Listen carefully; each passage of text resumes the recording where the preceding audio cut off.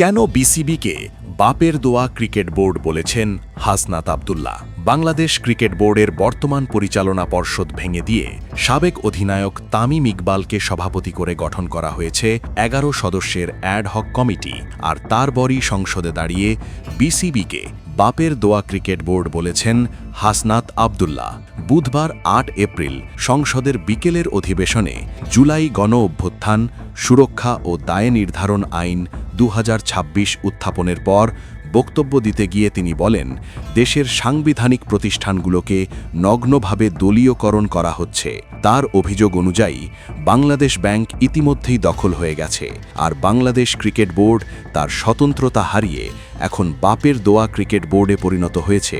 অর্থাৎ এটি আর স্বাধীনভাবে পরিচালিত হচ্ছে না, বরং নির্দিষ্ট গোষ্ঠীর নিয়ন্ত্রণে চলে গেছে। প্রিয় দর্শক, হাসনাত আব্দুল্লাহর এই মন্তব্যকে আপনি কিভাবে দেখছেন? কমেন্টে জানান।